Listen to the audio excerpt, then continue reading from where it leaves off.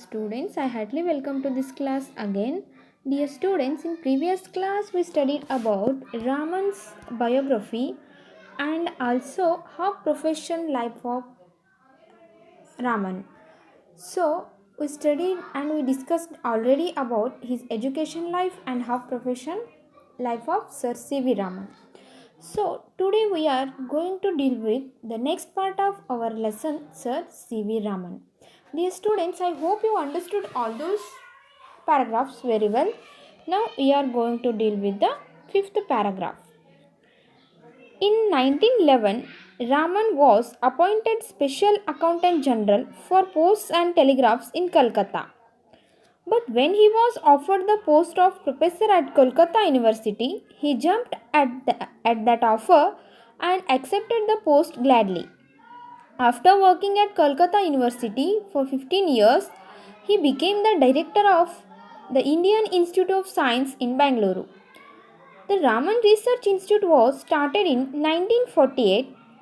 Raman resigned his post at the Indian Institute of Science and became the director of Research Institute. Here he conducted his research in physics until his death. In 1911, Raman was appointed Special Accountant General for Posts and Telegraphs in Calcutta. In previous paragraph, we studied he is the Accountant General, highly post. He worked as an Accountant General. In 1911, he was appointed as Special Accountant General for Posts and Telegraphs in Calcutta. ನಾವು ಹಿಂದಿನ ಒಂದು ಪ್ಯಾರಾಗ್ರಾಫಲ್ಲಿ ಅಧ್ಯಯನ ಮಾಡಿದಂಗೆ ರಾಮನ್ ಅವರು ಏನಾಗಿದ್ದರು ಅಂತಂದರೆ special accountant general ಆಗಿ ಕೆಲಸ ಮಾಡ್ತಿದ್ರು. ಈಗ ಅಂದರೆ 1911ರಲ್ಲಿ ಅವರು ಏನಾಗಿ ಅಪಾಯಿಂಟ್ ಆಗ್ತಾರೆ ಅಂತಂದರೆ special accountant general for posts and telegraphs ಅನ್ನುವಂಥದ್ದ ಸಂಸ್ಥೆಯೊಳಗೆ ಅವರು ಕಲ್ಕತ್ತಾದೊಳಗೆ ಮತ್ತು ಸ್ಪೆಷಲ್ ಅಕೌಂಟೆಂಟ್ ಜನರಲ್ ಆಗಿ ಅಪಾಯಿಂಟ್ ಆಗ್ತಾರೆ. But when he was offered the posts of professor at Calcutta University, he jumped at that offer. But when the offer came from Calcutta University as a professor, he jumped that offer and accepted that post very happily. ಆದರೆ ಯಾವಾಗ ಅವರಿಗೆ Calcutta university ಒಳಗೆ professor ಆಗುವಂತಹ ಅವಕಾಶ ದೊರೀತಿತ್ತು ಅಥವಾ ಆ ಅವಕಾಶ ಅವರಿಗೆ ಸಿಕ್ಕಾಗ ಅವ್ರು ಏನು ಮಾಡ್ತಾರೋ ಆ ಒಂದು ಪೋಸ್ಟನ್ನು ಅಕ್ಸೆಪ್ಟ್ ಮಾಡ್ಕೋತಾರೋ. How he accepted that post gladly. He was very happily accepted that post. After working at Kolkata University for 15 years, he worked the Kolkata University for 15 years. How many years he worked in Kolkata University? He worked for 15 years there. 15 ವರ್ಷಗಳವರೆಗೆ ಸೇವೆಯನ್ನು ಸಲ್ಲಿಸ್ತಾರೆ ಎಲ್ಲಿ Calcutta university. After that what will become? He became the director of the Indian Institute of Science in Bangalore. 15 ವರ್ಷದ ಸೇವೆಯನ್ನು ಸಲ್ಲಿಸಿದ ನಂತರ ಅವರು ಏನಾಗ್ತಾರೋ ಅಂತಂದ್ರೆ he became the director of Indian Institute of Science in Bangalore. Indian Institute Science Bengaluru ಒಳಗಿರ್ತಕ್ಕಂಥ Indian Institute ಸೈನ್ಸ್ದ ಏನಾಗ್ತಾರೋ director ಆಗಿ ನೇಮಕವನ್ನು ಹೊಂದ್ತಾರೋ. ಯಾವಾಗ ಅವರು ಪ್ರೊಫೆಸರ್ ಆಗಿ ಕೆಲಸ ಮಾಡಿದ 15 ವರ್ಷಗಳ ನಂತರ ಅವರು ಯಾವ ಇನ್ಸ್ಟಿಟ್ಯೂಟಿನ ಡೈರೆಕ್ಟರ್ ಆಗ್ತಾರೋ he became the director of the Indian Institute of Science in Bengaluru. The Raman Research Institute was started in 1948. 1948ರಲ್ಲಿ ರಾಮನ್ ರಿಸರ್ಚ್ ಇನ್ಸ್ಟಿಟ್ಯೂಟ್ ಸ್ಟಾರ್ಟ್ ಆಗ್ತೈತಿ. Raman resigned his post at the Indian Institute of Science and became the director of research institute. 1948ರಲ್ಲಿ ಏನು Raman Institute start ಆಕೈತಲ್ಲ ಆ time ಒಳಗೆ that time Raman resigned his post at the Indian Institute of Science and became the director of the research institute. ಆ time ಒಳಗೆ ಅವ್ರು ಏನು ಮಾಡ್ತಾರೋ ಈಗೇನು ಬೆಂಗಳೂರು ಇನ್ಸ್ಟಿಟ್ಯೂಟ್ ಒಳಗೆ ಇರ್ತಾರಲ್ಲ ಆ ಒಂದು ಪೋಸ್ಟಿಗೆ ರಿಸೈನ್ ಕೊಟ್ಟು ಇವರು ಎಲ್ಲಿ ಜಾಯ್ನ್ ಆಗ್ತಾರೋ ಅಂತಂದರೆ ಈ ರಾಮನ್ ಇನ್ಸ್ಟಿಟ್ಯೂಟಿಗೆ ಜಾಯ್ನ್ ಆಗ್ತಾರೋ. ಅಲ್ಲಿನೂ ಸಹಿತ ಇವರು ಏನಾಗಿ ಅಪಾಯಿಂಟ್ ಆಗ್ತಾರೋ ಅಂತಂದ್ರೆ he became the director of research institute. Here he conducted his research in physics until his death. ಇಲ್ಲಿ ಏನು ಅಪಾಯಿಂಟ್ ಆಗ್ತಾರಲ್ಲ ಇವರು ಸಾಯುವವರೆಗೂ until his death he made a research on physics. ಅವ ಫಿಸಿಕ್ಸ್ ಒಳಗೆ ಭೌತಶಾಸ್ತ್ರದಲ್ಲಿ ತನ್ನದೇ ಆದ ಒಂದು ಸಂಶೋಧನೆಗಳನ್ನು ಮಾಡ್ತಾ ಇಲ್ಲಿಯೇ ಕಾಲವನ್ನು ಕಳೀತಾನ ತನ್ನ ಅಂತ್ಯದವರೆಗೂ. ಯಾರು? Raman. Dear students, we have to see the Kolkata University and Indian Institute of Science in Bangalore and also Raman Research Institute. Here it is a picture of University of Kolkata. It is a picture of Raman Institute Science in Bangalore and it is also Raman Institute. This is the Raman Institute. So now we are going to deal with the 6th paragraph. Raman was a great scientist throughout his life. He was intensely attached to science. For the sake of science, he gave up the highly paid post of Special Accountant General and accepted a professorship at Calcutta University. He would forget all about food and rest while he was work, and his wife had often to tell him that his breakfast or coffee was getting cold. Like all great scientists, Raman had a lot of curiosity. Earlier in his life, while on a voyage to Europe, he saw the wonderful blue of the Mediterranean Sea. This led to his work on the laws of light scattering in liquids, and it ended in his discovery of the Raman effect. He was awarded the Nobel Prize for this in 1930. Here, the 6th paragraph describe about Raman's interest in science and how he invented the Raman effect and what is the motivation of his work. So now we are going to deal with the 6th paragraph. Raman was a great scientist. ನಮಗೆಲ್ಲ ತಿಳಿದಿರುವಂಗ ರಾಮನ್ ಒಬ್ಬ ಮಹತ್ತರವಾದಂಥ ವಿಜ್ಞಾನಿಯಾಗಿದ್ದರು. Throughout his life he was intensely attached to science. ಅವರ ಜೀವನದುದ್ದಕ್ಕೂ ಅವರು ಏನು ಮಾಡಿಬಿಟ್ಟಿದ್ರು ಅಂತಂದ್ರೆ ಇಂಟೆನ್ಸ್ಲಿ ಉದ್ದೇಶಪೂರ್ವಕವಾಗಿ ಏನಾಗ್ಬಿಟ್ಟಿದ್ರು, ಫುಲ್ ಅಟ್ಯಾಚ್ ಆಗಿಬಿಟ್ಟಿದ್ರು. ಯಾವುದಕ್ಕೆ? ಸೈನ್ಸಿಗೆ ಭಾಳ ಅಟ್ಯಾಚ್ ಆಗಿಬಿಟ್ಟಿದ್ರು. For the sake of science, science ಸಲುವಾಗಿ, ಈ ಸೈನ್ಸ್ ಒಂದು ಸ್ಟಡಿ ಮಾಡುವ ಸಲುವಾಗಿ what he gave up this highly paid post of the Special Accountant General and accepted a professorship at Calcutta University. Special Accountant General designation is higher than professorship in our present situation. Special Accountant General ಅನ್ನೋದು ಪ್ರೊಫೆಸರ್ಗಿಂತನೂ ಏನು ಹೆಚ್ಚಿನ ಒಂದು post ಆಗಿತ್ತು. ಆ ಒಂದು ಪೋಸ್ಟನ್ನು ಅವರು professor ಪೋಸ್ಟನ್ನು gladly accept ಮಾಡ್ಕೋತಾರೋ. ಅಂತಹ ಮಹತ್ವವಾದ ಹುದ್ದೆಯನ್ನು ಕೇವಲ ಸೈನ್ಸ್ ಸಲುವಾಗಿ ಏನು ಮಾಡ್ತಾರೋ, ಬಿಟ್ಕೊಡ್ತಾರೋ. ಸ್ಪೆಷಲ್ ಅಕೌಂಟೆಂಟ್ ಜನರಲ್ ಅನ್ನುವಂತಹ ಪೋಸ್ಟನ್ನು ಬರೀ ತಮ್ಮ ಸೈನ್ಸ್ ಮೇಲಿನ ಹಂಬಲಕ್ಕಾಗಿ ಏನು ಮಾಡಿಬಿಡ್ತಾರೋ, ಬಿಟ್ಕೊಟ್ಬಿಡ್ತಾರೋ. He would forget all about food and rest while he was at work. ಇವ್ರಿಗೆ ವರ್ಕ್ ಮೇಲೆ ಎಷ್ಟು ಇಂಟ್ರೆಸ್ಟ್ ಇತ್ತು ಅಂತಂದ್ರೆ, he would forget all about food and rest. Work ಮಾಡಾಕತ್ತಿದ್ರು ಅಂತಂದ್ರೆ ಅವರಿಗೆ ಆಹಾರ, ಊಟದ್ದು ಮತ್ತು ವಿಶ್ರಾಂತಿದು ಯಾವುದೇ ರೀತಿಯಾದ ಒಂದು ಚಿಂತೆನೇ ಇರ್ತಿರಲಿಲ್ಲ. ಮರೆತೇ ಬಿಡ್ತಿದ್ರಂತ. ಊಟ ಮತ್ತು ನಿದ್ದೆ ನನಗೆ ಮಾಡಬೇಕು ಅನ್ನುವಂಥದ್ದನ್ನು ಮರೆತು ಬಿಡ್ತಿದ್ರು. And his wife had often to tell him that his breakfast or coffee was getting cold. ಅವ್ರ ಹೆಂಡತಿ ಪದೇ ಪದೇ ನೆನಪು ಮಾಡ್ತಿದ್ರತ್ತೇನು, ನಿಮಗೆ ಹಾಕಿಟ್ಟಿದ್ದು ಆರ್ತೈತಿ, ಅದು ತಿನ್ನಿರಿ, ಅಥವಾ ನಿಮ್ಮ ಬ್ರೇಕ್ಫಾಸ್ಟ್ ಅಥವಾ ಕಾಫಿ ಏನಾಗತೈತಿ, ಇಟ್ ಗೆಟ್ಟಿಂಗ್ ಕೋಲ್ಡ್ ಅಂಥೇಳಿ ಮೇಲಿಂದ ಮೇಲೆ ವಾರ್ನ್ ಮಾಡ್ತಿದ್ರಂಥವ್ರು. ಅಷ್ಟು ಅವರಿಗೆ ವರ್ಕ್ ಮೇಲೆ ಇನ್ವಾಲ್ವ್ ಇತ್ತು. ತಿನ್ನೋದು ಮತ್ತು ನಿದ್ದೆಯನ್ನು, ವಿಶ್ರಾಂತಿಯನ್ನು ಅವ್ರು ಏನು ಮಾಡಿಬಿಡ್ತಿದ್ರು, ಫುಲ್ ಅವಾಯ್ಡ್ ಮಾಡ್ತಿದ್ರು. Like all great scientist, Raman had a lot of curiosity. ಎಲ್ಲ ವಿಜ್ಞಾನಿಗಳಂತೆನ ಇವರಿಗೂ ಸಹಿತ ಏನಿತ್ತು, lots of curiosity in science. Earlier in his life while on a voyage to Europe. ಒಂದು ಸಲ ಇವರು ವೋಯೇಜ್ ಅಂದ್ರೆ ಪರ್ಯಟನೆ ಮಾಡಿದರು, ಜಲ ಪರ್ಯಟನೆ. ಎಲ್ಲಿ? ಯುರೋಪಿಗೆ. He saw the wonderful blue of the Mediterranean sea. ಅಲ್ಲಿ ನೀಲಿ ಸಮುದ್ರವಾದ ಮೆಡಿಟೇರೇನಿಯನ್ ಸಮುದ್ರವನ್ನು ನೋಡ್ತಾರೆ. ಯಾವಾಗ? When he was going to voyage to Europe, he saw the wonderful blue of the Mediterranean sea. This led to his work on the laws of light scattering in liquids and it ended in his discovery of the Raman effect. ದ್ರವದಲ್ಲಿಯೂ ಸಹಿತ ಏನು ಬೆಳಕಿನ ಕಿರಣಗಳು ಅದಾವ ಅನ್ನುವಂತಹದ್ದನ್ನು ಇಲ್ಲಿ ಅವರು ಕಂಡ್ಕೋತಾರ. ಇದು ಎದಕ್ಕೆ ಸ್ಫೂರ್ತಿ ಆಗ್ತೈತಿ ಅಂತಂದ್ರೆ ರಾಮನ್ ಎಫೆಕ್ಟಿಗೆ ಸ್ಫೂರ್ತಿ ಆಗ್ತೈತಿ. He was awarded the Nobel prize for this in 1930. 1930 ಇವರಿಗೆ ನೋಬೆಲ್ ಪ್ರೈಸನ್ನು ಕೊಡ್ತಾರೋ for the reason of Raman effect or a scattering of light.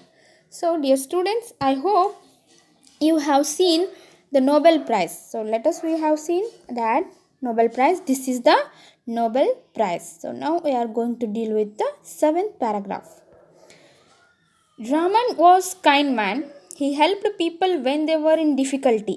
When he was working as the deputy accountant general, a villager went to him with some badly burnt 100 rupee notes. Any other person perhaps would have turned the villager away.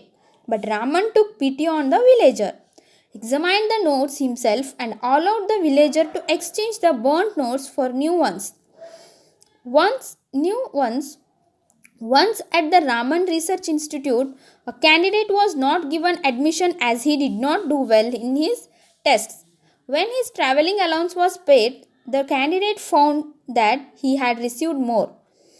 He returned to the office to pay back an excess amount. He returned to the office to pay back the excess amount. When Raman came to know of this, he liked the candidate's honesty and admitted him to the institute. The candidate was not able to make out why he was admitted when he had not done well in his test. It seems Raman told the candidate, I have admitted you to the institute because of your character. You are not very good at physics, but I can teach you. Here Raman was a kind man. This 7th paragraph tells us the nature of Raman. Raman had a kind nature. He was a kind man and he has helping nature also. Here Raman was a kind man. He helped people when they were in difficulty. Ramanna ಎಂಥ ಮನುಷ್ಯ ಆಗಿದ್ದರು ಅಂತಂದ್ರೆ ಇವರು ಬಹಳ ಕರುಣಾಮಯಿ ಮನುಷ್ಯರಾಗಿದ್ದರು ಮತ್ತು ಇವರು ಜನಗಳು ಸಂಕಷ್ಟದಲ್ಲಿರುವಾಗ ಅವರಿಗೆ ಏನು ಮಾಡ್ತಿದ್ರು, ಹೆಲ್ಪ್ ಮಾಡ್ತಿದ್ರು. When he was working as the deputy accountant general, ಇವರು ಯಾವಾಗ ಡೆಪ್ಯೂಟಿ ಅಕೌಂಟೆಂಟ್ ಜನರಲ್ ಆಗಿ ಕೆಲಸ ಮಾಡ್ತಿದ್ರು ಆ ಟೈಮ್ ಒಳಗೆ what happen that time a villager went to him with some badly burned 100 rupee notes. ಅವಾಗ ಒಬ್ಬ ಹಳ್ಳಿಗೆ ಬರ್ತಾನೆ. ಅವ ಹೆಂಗೆ ಬರ್ತಾನಂತಂದ್ರೆ ಬ್ಯಾಡ್ಲಿ ಬರ್ನ್ಡ್ ನೋಟ್ಸ್ ಇಟ್ಕೊಂಡು 100 ರೂಪಿ ನೋಟ್ಸ್ ಭಾಳ ಇರ್ತಾವೆ. 100 ರೂಪಿ ನೋಟ್ಸ್ ಹೆಂಗೆ ಇರ್ತಾವೆ ಅಂತಂದ್ರೆ ಭಾಳ ಕೆಟ್ಟ ಕರ್ಲಾಗಿಬಿಟ್ಟಿರ್ತಾವೆ, ಸುಟ್ಟು ಹೋಗಿಬಿಟ್ಟಿರ್ತಾವೆ. ಅಂಥ ನೋಟ್ಸ್ಗಳನ್ನು ತೊಗೊಂಡು ಬರ್ತಾನೆ. ಆವಾಗ ಆ villager went to him with some badly burned 100 rupee notes. Any other person perhaps, ಅಕಸ್ಮಾತಾಗಿ ರಾಮಣ್ಣವರ ಬದಲಾಗಿ ಅಲ್ಲಿ ಬೇರೆ ಯಾವುದೋ ವ್ಯಕ್ತಿ ಇದ್ದ ಅಂತಂದ್ರೆ ಏನು ಮಾಡ್ತಿದ್ದೀವಿ ನಾವಿದ್ದೀವಿ ಅಂತಂದ್ರೆ would have turn the villager away, ಅವನ್ನ ಹೊರಗೆ ಕಳಿಸ್ಬಿಡ್ತಿದ್ವು. ನಡ್ದ ಬಿಡ್ನಿ, ಏನು ಇಂಥ ನೋಟ್ಗಳನ್ನು ನಾವು ತೊಗೊಳ್ಳೋದಿಲ್ಲ, ನೀನು ಹೋಗೇ ಬಿಡು ವಾಪಸ್ ಅಂಥೇಳಿ ಕಳಿಸ್ತಿದ್ವಿ. But Raman took pity on the villager, ಆದರೆ ರಾಮನ್ ಏನು ಮಾಡ್ತಾನೋ, he took a pity on the villager. Pity means ಕರುಣೆ. ಅವ ಕರುಣೆಯನ್ನು ತೋರಿಸ್ತಾನೋ. What he is doing here, examined the notes himself and allowed the villager to exchange the burnt notes for new ones. ಆ ನೋಟ್ಗಳನ್ನು examine ಮಾಡ್ತಾನೋ, ಅವು ಸುಟ್ಟದ ಕರೆ ಇತ್ತು ಅಂತಂದ್ರೆ ಅವಕ್ಕೆ ಚೇಂಜ್ ಮಾಡೋಕೆ ಆಫರನ್ನು ಕೊಡ್ತಾನೋ, ಅವ ಎಕ್ಸ್ಚೇಂಜ್ ಮಾಡ್ಕೋಬಹುದು ಅಂಥೇಳಿ. ಇದು ಫಸ್ಟ್ ಅವನದು ಕೈಂಡ್ನೆಸ್ಸನ್ನು ತೋರಿಸ್ತೀನಿ. Next, once at the Raman Research Institute a candidate was not given admission as he did not do well in his test. ಅಲ್ಲಿ ಎಂಟ್ರೆನ್ಸ್ ಟೆಸ್ಟ್ಗಳಿರ್ತಾವೆ. ಆ ಟೆಸ್ಟ್ ಒಳಗೆ ಒಬ್ಬ ಕ್ಯಾಂಡಿಡೇಟ್ ಏನು ಮಾಡಿರ್ತಾನೋ, he was not given admission. Why? Because he do not well in his test. ಅಂದ್ರೆ ಅವ ಟೆಸ್ಟ್ಗಳನ್ನು ಒಳ್ಳೆ ರೀತಿಯೊಳಗೆ ಬರೆದಿರಂಗಿಲ್ಲ. ಅಂದ್ರೆ ಅಲ್ಲಿ ಎಷ್ಟು ಮಾರ್ಕ್ಸ್ ತೊಗೋಬೇಕಾಗಿತ್ತೋ ಅಷ್ಟು ಮಾರ್ಕ್ಸ್ ತೊಗೊಂಡು ಏಬಲ್ ಇರೋಂಗಿಲ್ಲ. ಆ ಟೈಮ್ ಒಳಗೆ candidate was not given admission as he did not do well in his test. When his travelling allowance was paid, the candidate found that he had received more. ಆವಾಗ travelling allowance ಅಂಥೇಳಿ ಕೊಡ್ತಿರ್ತಾರೆ, exam ಬರೆಯೋಕೆ ಬರೋರು ಕೊಡ್ತಿರ್ತಾರೋ. ಆ travelling allowance paid ಆಕೈತಿ. ಆದರೆ ಅವ್ನಿಗೆ ಏನಾಗಿರ್ತೈತಿ ಅಂತಂದ್ರೆ the candidate found that had received more. ಅವ ಜಾಸ್ತಿ ಹಣವನ್ನು ಅವಂಗೆ ಬೈ ಮಿಸ್ಟೇಕ್ ಆಗಿ ಜಾಸ್ತಿ ಹಣ ಹೋಗಿರ್ತೈತಿ. He return to the office to pay back the excess amount. ಆ ಹೆಚ್ಚಾಗಿ ಏನು ಅಮೌಂಟ್ ತೊಗೊಂಡಿರ್ತಾನಲ್ಲ ಆ ಅಮೌಂಟನ್ನು he return to the office. ಅವ ಏನು ಮಾಡ್ತಾನೆ, ರಿಟರ್ನ್ ಮಾಡ್ತಾನೆ ಆಫೀಸಿಗೆ. When Raman came to know of this, ಇದನ್ನು ರಾಮನ್ ತಿಳ್ಕೊಂಡು ಆದಮೇಲೆ ಏನಾಗ್ತೈತಿ, he like the candidate's honesty and admitted him to the institute. ಅವನ ಪ್ರಾಮಾಣಿಕತೆಯನ್ನು ಮೆಚ್ಚಿ ಯಾರು Raman liked that person's honesty and he was admitted. When he had not done well in his test, ಅವ test ಸರಿಯಾಗಿ ಮಾಡಿಲ್ಲ ಅಂತಂದ್ರೂ ಅವನನ್ನು ಏನು ಮಾಡ್ಕೋತಾರೋ ಅಡ್ಮಿಷನನ್ನು ತಗೋತಾರ ಅವನು. It seems Raman told the candidate, I have admitted you to the institute because of your character. Here Raman says to the candidate, what he says, he had admitted to him to the institute. Why? Because of his character only. ಆ ಮನುಷ್ಯನ ಒಂದು character like ಮಾಡಿ ಅಂದರೆ ಆನೆಸ್ಟಾಗಿ ಅವ excess ಅಮೌಂಟನ್ನು paid ಮಾಡ್ತಾನಲ್ಲ, ಆ ಒಂದು character like ಆಗಿ ರಾಮನ್ ಅವರು ಅವರನ್ನು ಅಂದರೆ ಆ ಒಂದು ಕ್ಯಾಂಡಿಡೇಟನ್ನು ಏನು ಮಾಡ್ತಾರೋ ತಮ್ಮ ಇನ್ಸ್ಟಿಟ್ಯೂಟ್ ಒಳಗೆ ಅಡ್ಮಿಷನನ್ನು ತಗೋತಾರೋ. Then he said, you are not very good at physics but I can teach you. ನನಗೆ ಗೊತ್ತು ನೀನು ಫಿಸಿಕ್ಸ್ ಒಳಗೆ ನಿನಗೆ ಯಾವುದೇ ರೀತಿಯಾದ ಜ್ಞಾನ ಇಲ್ಲ, ಆದ್ರೆ ನಾ ಅದನ್ನು ನಿನಗೆ ಕಲಿಸ್ಕೊಡ್ತೀನಿ ಅಂತೇಳಿ ರಾಮನ್ ಅವರು ಹೇಳ್ತಾರೆ. So dear students, let us we are deal with the 8th paragraph. During his lifetime, Raman received a number of honors and medals. In 1929, he was knighted by King George V and became Sir C.V. Raman. When did Sir C.V. Raman became Sir C.V. Raman? In 1929. Who gave him that? That is none other than knighted by King George V. King George V gave him a name Sir C.V. Raman. A number of universities honored him with doctorates. He was a member of many international scientific organizations. In 1954, the government of India awarded him Bharata Ratna. In 1957, the Soviet Union honored him by awarding the International Lenin Prize. Who gave him Lenin Prize? The Soviet Union honored. When did he got Lenin Prize? In 1957. ಈ ಒಂದು 8ನೇ paragraph ನಮಗೆ ತಿಳಿಸಿಕೊಡುವುದೇನೆಂದರೆ, ರಾಮಣ್ಣ ತನ್ನ ಜೀವಮಾನದುದ್ದಕ್ಕೂ ಪಡೆದುಕೊಂಡಂತಹ ಪ್ರಶಸ್ತಿಗಳ ಕುರಿತಾಗಿ ಸ್ವಲ್ಪ ಮಟ್ಟಿಗೆ ಏನು ಮಾಡ್ಯಾರ ಇಲ್ಲಿ ಎಕ್ಸ್ಪ್ಲೇನನ್ನು ಕೊಟ್ಟಾರ. During his lifetime Raman received a number of prizes and number of honours. ಪ್ರಶಸ್ತಿಗಳು ಮೆಡಲ್ಸ್ಗಳು ಅಂತೂ ಜೀವಮಾನದುದ್ದಕ್ಕೂ ತಗೋತಾನೆ ಹೋಗ್ತಾರೆ ಯಾರು Raman. In 1929 he was knighted by King George V and became Sir C.V. Raman. ಒಂದು ಪದವಿಯನ್ನು ಕೊಡ್ತಾರೆ ಯಾರಿಗೆ? Sir C.V. ರಾಮನ್ ಅವರಿಗೆ. ಬಿಫೋರ್ 1929 1929ಕ್ಕಿಂತ ಮುಂಚೆ ಇವ್ರು ಏನಾಗಿದ್ರು? Only he is sir C.V. Raman. After 1929 he called sir C.V. Raman. 1929 ನಂತರ ಇವರಿಗೆ ಸರ್ ಅನ್ನುವಂತಹ ಪದವಿ ಆ್ಯಡ್ ಆಗ್ತು. ಅದನ್ನು ಕೊಟ್ಟವ್ರು ಯಾರು ಅಂತಂದ್ರೆ king George V. Next, a number of universities honoured him with doctorates. ಹಲವಾರು ವಿಶ್ವವಿದ್ಯಾಲಯಗಳು ಇವರಿಗೆ ಡಾಕ್ಟರೇಟನ್ನು ಸ್ಪಾನ್ಸರ್ ಮಾಡ್ತಾರೋ. Next, he was a member of many international scientific organisations. ಹಲವಾರು ವೈಜ್ಞಾನಿಕ ಸಂಶೋಧನೆ ಸಂಸ್ಥೆಗಳ ಏನಾಗ್ತಾರೋ ಮೆಂಬರ್ ಆಗ್ತಾರೋ. Then in 1954 the government of India awarded him Bharat Ratna. When he was awarded by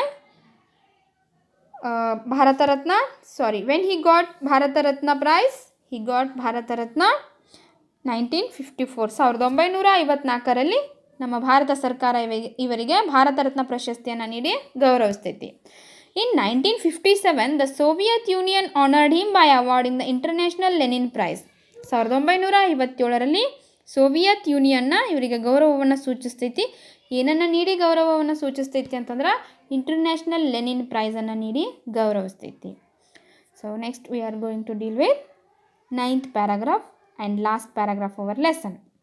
Raman died on November 21, 1970 at the age of 82. In this death, India lost one of her great sons and the world a great scientist. ಇಲ್ಲಿ 9th paragraph ನಮಗೆ ಸ್ವಲ್ಪ ದುಃಖವನ್ನು ತರುವ paragraph ಆಗೈತಿ. ಯಾಕಂದ್ರೆ ಇದು ರಾಮನ್ ಅವರ ಅಂತಿಮ ಒಂದು ಘಟನೆ, ಅವರ ಜೀವನದ ಒಂದು ಅತ್ಯಂತ ಅಂತಿಮ ಘಟನೆ ಅಂತಲೇ ಹೇಳ್ಬೋದು.